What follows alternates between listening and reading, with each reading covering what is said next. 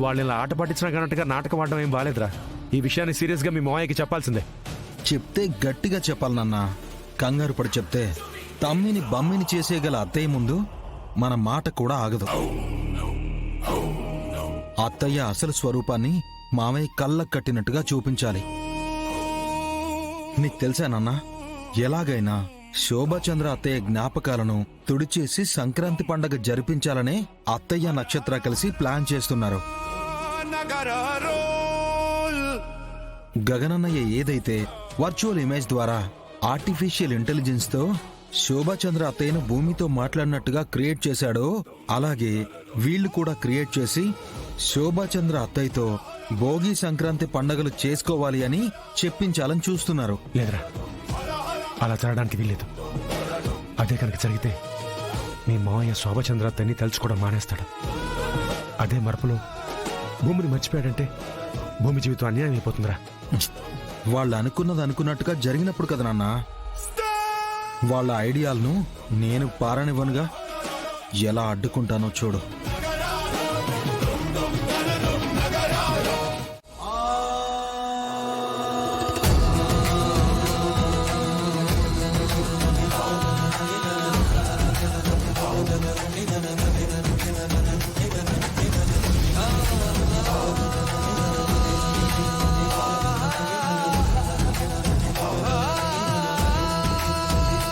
Baby, అంతా perfect గా చేసావు కదా?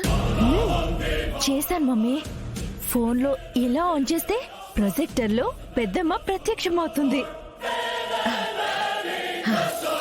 పెద్దమ్మ చావుకి నీకు ఎలాంటి సంబంధం లేదని, నువ్వు మహా అమాయకురాలవని ఇప్పుడు పెద్దమ్మ ఆత్మ అదే నేను క్రియేట్ చేసిన ఈ ఇమాజినరీ చెప్పేస్తుంది. సరే, ఇంకెందుకు లేటు, రా స్టార్ట్ చేయి.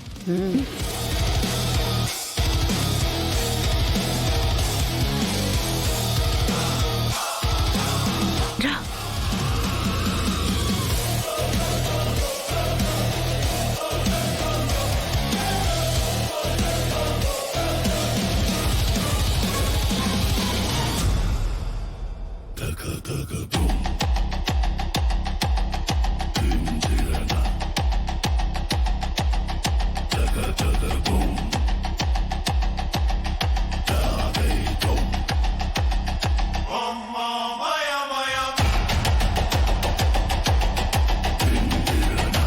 ఆగండి.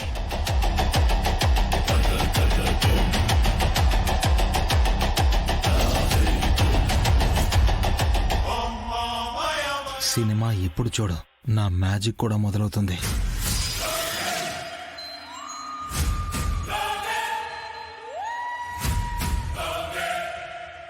చంద్ర,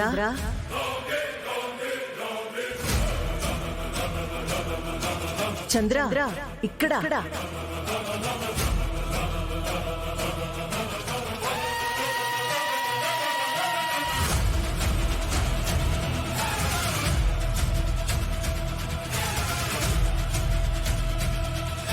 శోభ,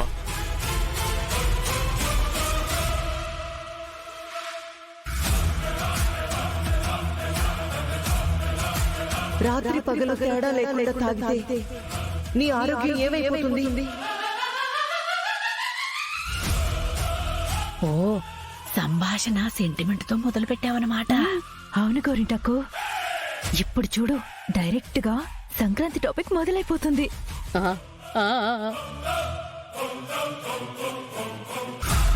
నువ్వు దూరమైన ఈరోజు నాకు పండగ ఎలా అవుతుంది శోభ? ఈరోజు నాకు మహా దుర్దినం.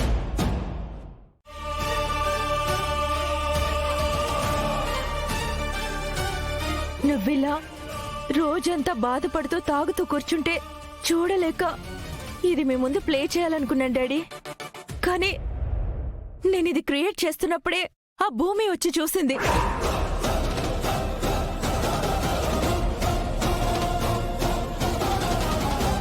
తన మనసులో కూడా ఏదో క్రూరమైన ఆలోచన మెదిలినట్టుంది డాడీ. కృష్ణప్రసాద్ మావయ్య హెల్ప్ తీసుకుని నీకేదో చూపించినట్టుంది డాడీ.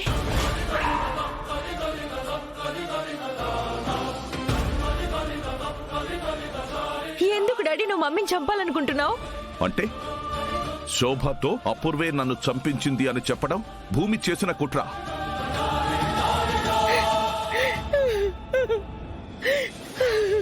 కుట్రో కుతంత్రమో మొత్తానికి నువ్వైతే అక్కని నేనే చంపాను అని నమ్ముతున్నావు కదా బావా. నిన్నే ప్రాణంగా ప్రేమించిన నన్ను నీ అపూర్వనే అవమానించావు కదా బావా.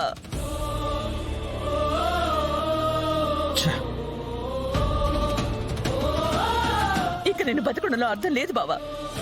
చెప్పేసే బావా. అమ్మాయి చంపే బావా. అయ్యో.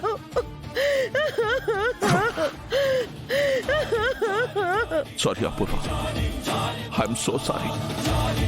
ఆ భూమి రాక్షసి నన్ను ఎంత అపార్థానికి గురి చేయగలదని నేను కలలో కూడా ఊహించలేదు.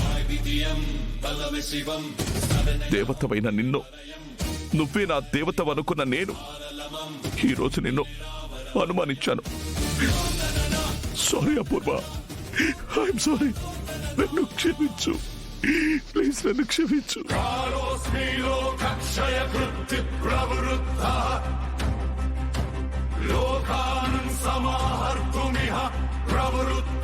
ఛ! ఆఖరి నిమిషంలో ఈ నక్షత్రం మొత్తం తిప్పేసింది నాన్న.